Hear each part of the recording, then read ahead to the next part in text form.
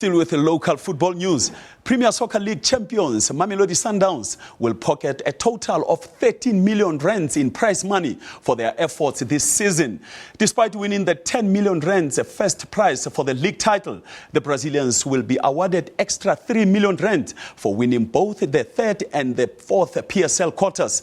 Their 3-0 victory over neighbours SuperSport United sealed their Q4 status the same night when they were declared winners of the 2013-2014 ABSA Premiership season.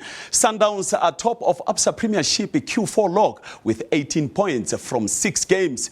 Mamelodi Sundowns also won quarter 3 with 18 points.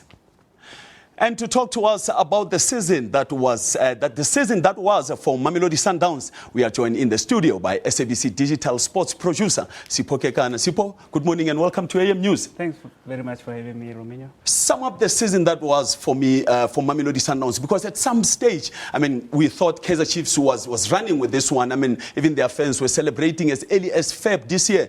When did all this happen? When did they turn the corner?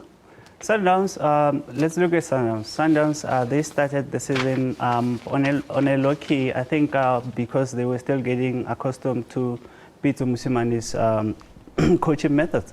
And obviously, once he settled in and the players got used to him and understood better what he wanted to get out of them, they hit form and then they became consistent.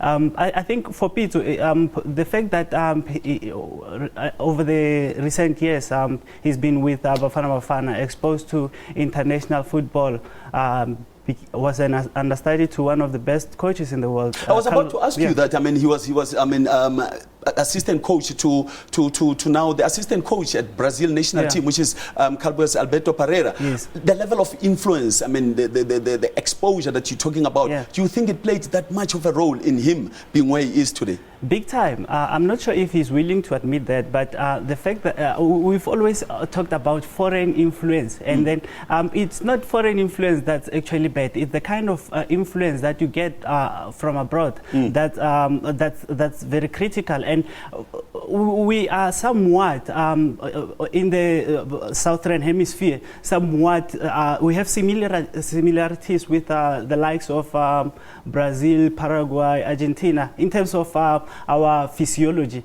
So I think for him to have been an understudy to someone like Carlos Alberto Pereira managed to get him to appreciate the kind of qualities that players in the southern hemisphere have, which are being good skillful, playing with the ball. Yes, I guess it must have been easy, I mean, for Sundowns, which are known as the Brazilians, to adapt to that kind of football or influence from the Brazilian coach. But now let's talk about Pitso Mosimani as an individual, as a coach. Look, he's been under fire as a coach of Bafana Bafana. He went to Sundowns under a cloud, actually, because you remember it was after he was sacked. He went there under a cloud.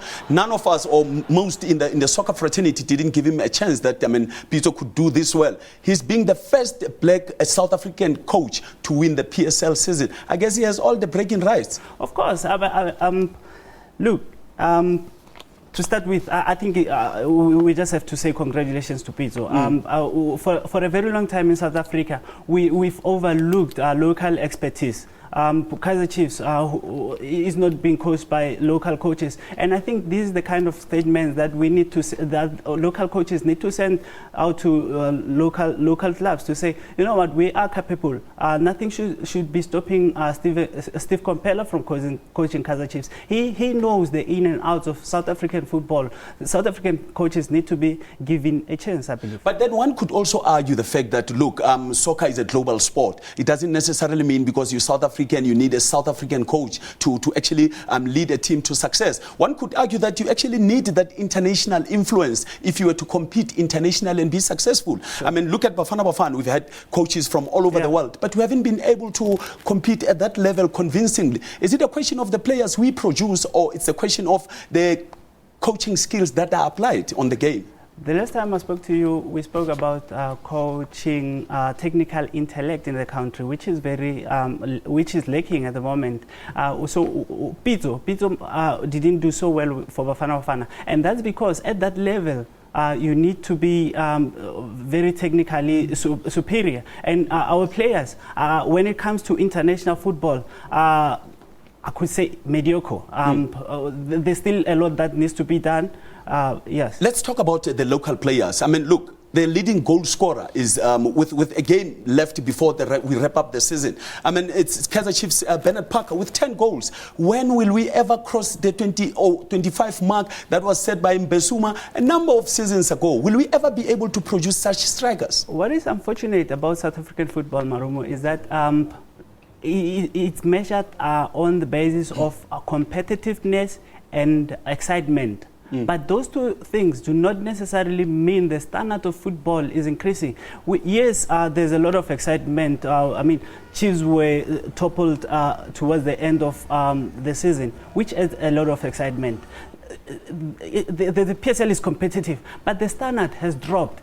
When you look at the fact that we still have empty stadiums, when you look at the fact that our players cannot score more than 15 goals, as a single player cannot score more than 15 goals a season, it just tells you a lot about the standard of football in the country. And the fact is, the standard has dropped. And we need a coaching conference. We should be getting coaches together to try and talk about these issues, to say where are the supporters, engage with the supporters, find out from them why are they staying away from the games, why our strikers cannot score goals, why don't we have playmakers anymore.